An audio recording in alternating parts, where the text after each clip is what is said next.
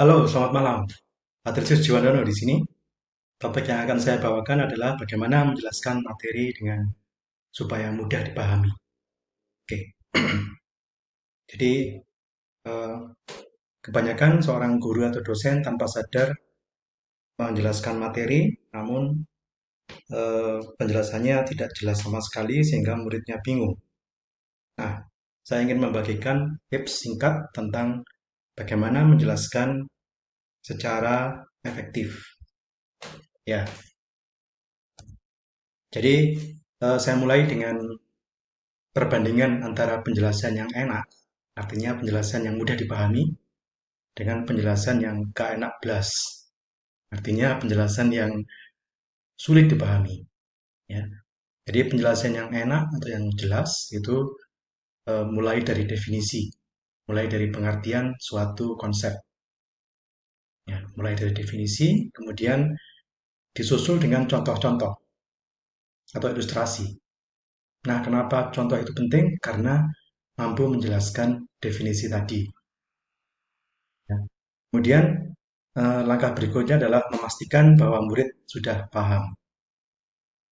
Jadi, seorang guru yang baik setelah menjelaskan suatu konsep tentu akan bertanya, sudah jelas murid-murid sudah paham? Have you got it? Do you understand what I have just explained? Ya. Kemudian kalau gurunya atau muridnya bertanya, jawabannya juga jelas. Nah, itu adalah penjelasan yang enak. Enak diikuti, jelas diikuti, ya, sehingga muridnya merasa, wah, saya sudah belajar sesuatu dari guru ini. Penjelasannya mudah dipahami. Nah, bedanya dengan yang tidak enak atau tidak jelas, mungkin juga mulai dari definisi, tapi kemudian sebelum definisi itu mantap, tahu-tahu beralih ke topik lain. Ya. Nah, muridnya mulai bingung, ini sebenarnya ngomong konsep tadi atau topik yang lain. Nah, sebelum itu jelas, tahu-tahu sudah beralih lagi ke topik yang lain. Ya. Sehingga muridnya makin bingung, ini sebenarnya topiknya tentang apa? Definisinya bagaimana? Kok saya masih, sejauh ini saya masih bingung. Kemudian kalau muridnya bertanya, gurunya juga memberikan jawaban yang sulit dipahami. Nah, kalau ini semua terjadi, maka penjelasan itu tidak enak belas, ya. Artinya tidak enak diikuti, tidak jelas, ya. Bandingkan dengan yang enak tadi, mulai dari definisi, definisinya dipahami, kemudian disusul contoh-contoh, kemudian ada tindakan dari guru yang memastikan bahwa muridnya sudah paham. Oke, kita kita lanjut ke contoh penjelasan yang jelas, contoh penjelasan yang mudah dipahami. Ya, saya berikan contoh sekarang. Ada namanya konsep synthetic personalization dari sebuah ilmu yang saya ajar dari analisis wacana, yaitu adalah ada konsep synthetic personalization. Saya akan mulai dengan definisinya.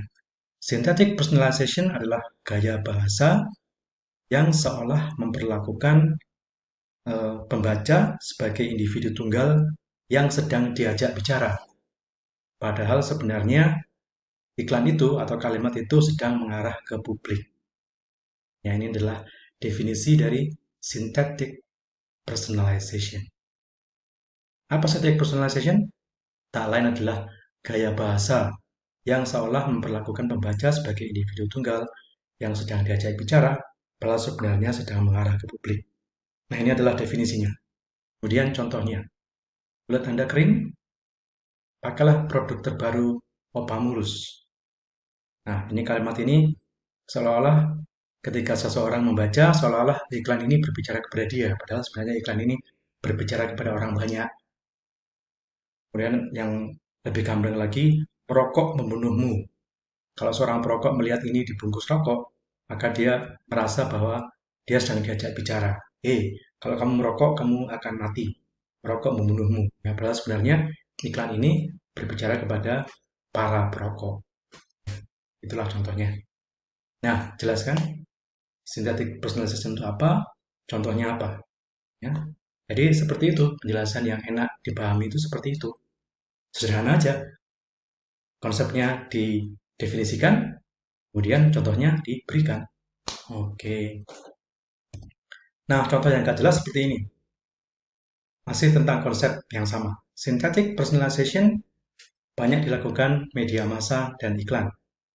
Iklan adalah penyumbang omset terbesar, tapi juga rakus dana.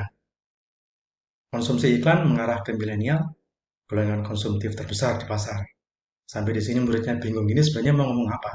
Ya, uh, synthetic personalization itu belum jelas, ya.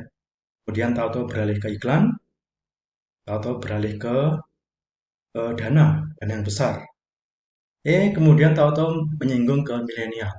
Ini sebenarnya mau ngomong apa sih dosen ini? Ya, nggak jelas definisinya aja nggak jelas dari sini. Coba di sini sampai di sini Anda tahu apa itu synthetic personalization? Kalau kayak menjelaskan seperti itu nggak tahu ya bingung sendiri Anda. Ya karena terlalu banyak topik yang nggak berhubungan di sini. Synthetic personalization sendiri belum dijelaskan dengan gamblang, dengan jelas tahu-tahu sudah beralih ke hal-hal yang lain. Nah, contohnya makin membingungkan lagi. Perusahaan A belanjakan miliaran untuk iklan. Sebagian besar mengandung synthetic personalization. Ya iya, tapi synthetic personalization itu apa, Mbah? Ya, belum dijelaskan. Nah, begitulah penjelasan yang gak enak belas atau yang tidak jelas tadi. Dan jangan ditiru ini ya. Oke? Kalau mau meniru, meniru yang tadi. Yang contoh yang penjelasan yang jelas. Ya.